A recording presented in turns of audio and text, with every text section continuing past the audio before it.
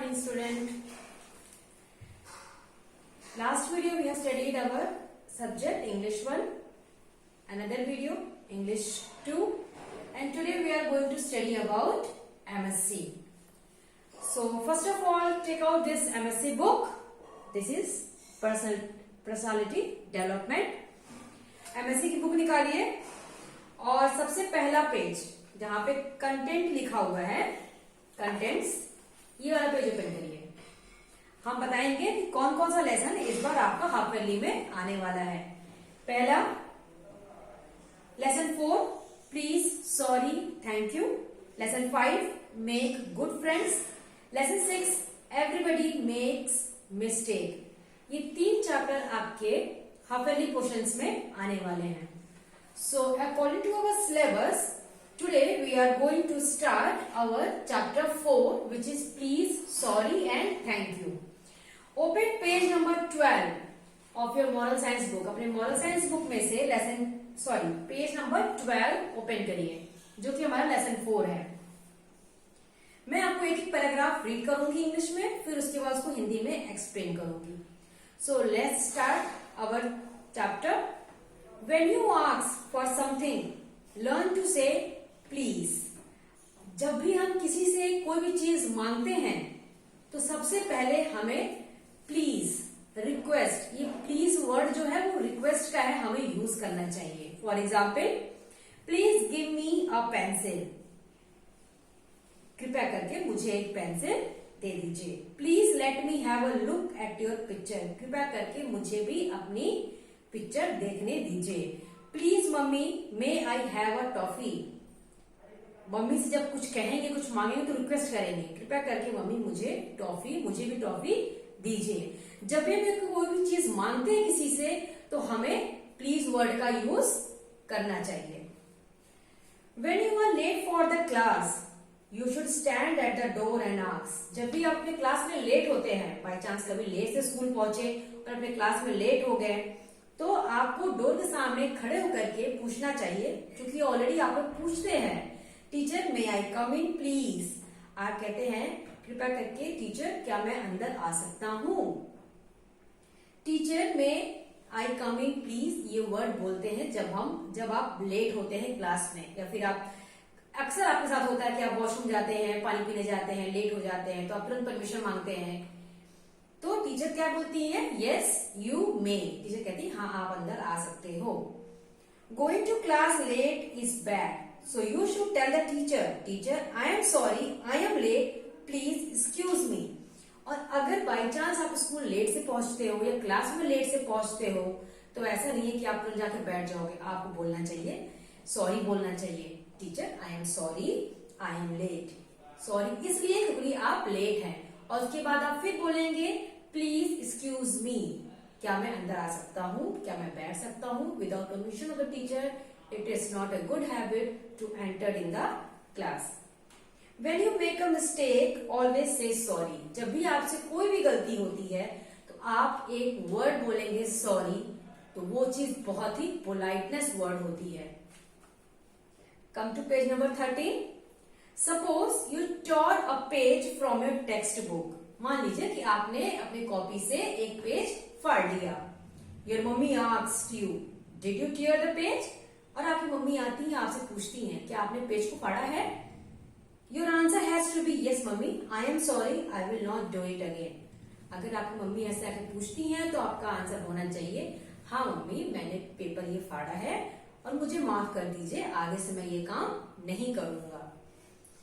If you did not bring a book to the class, you say sorry teacher, I will always bring my book in future. अगर मान लीजिए आप school में गए, कोई subject की बुक आप भूल गए, तो आपको टीचर आपसे पहले पूछे, इससे पहले आपको खुद जाके बोल देना चाहिए कि टीचर आई एम सॉरी, मैंने आपके सब्जेक्ट की बुक लेके नहीं आया हूँ, मैं भूल गया हूँ, लेकिन मैं प्रॉमिस करता हूँ कि नेक्स्ट टाइम से मैं आपकी बुक्स लेकर के आऊंगा। तो ये चीज सुनने के बाद टीचर्स को भी अच्छी फीलिंग आएगी कि हाँ बहुत गुड मैनर्स बच्चा है।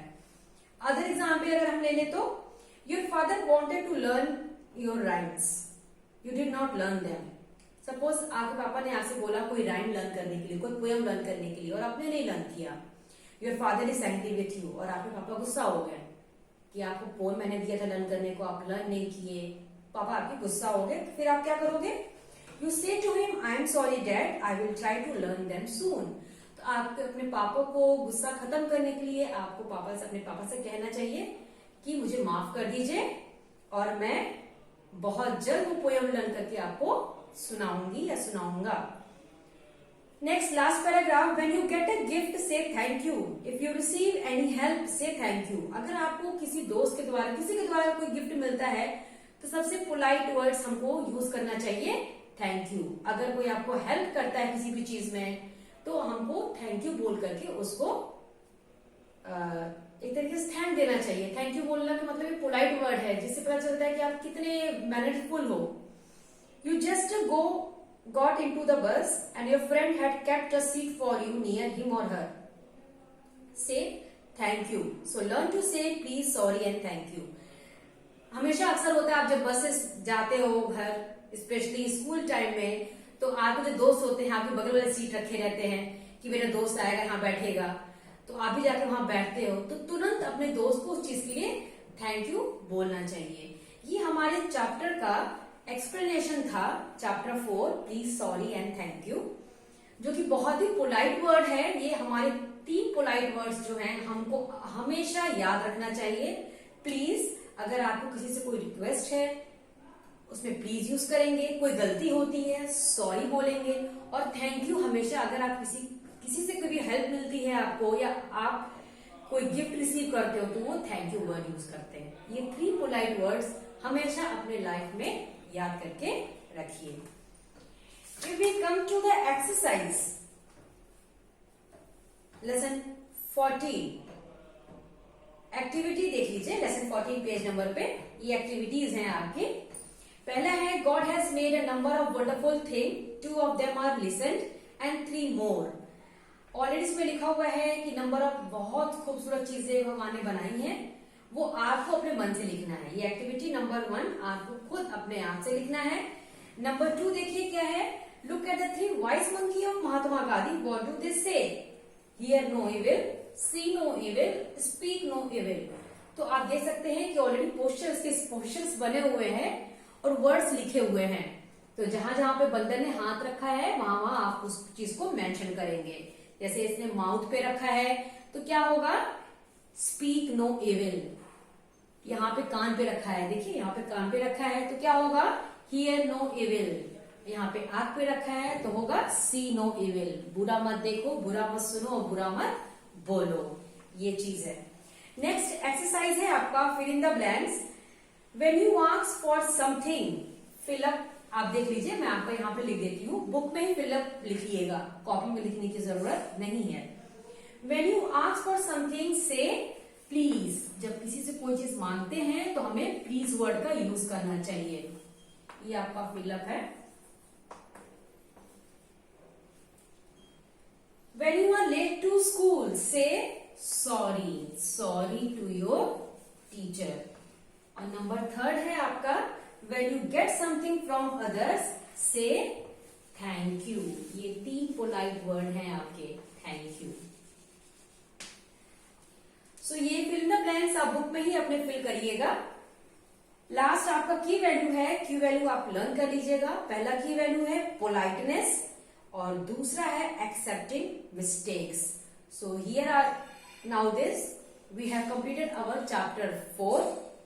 सो read the chapter well and do this exercise in your book itself. Thank you.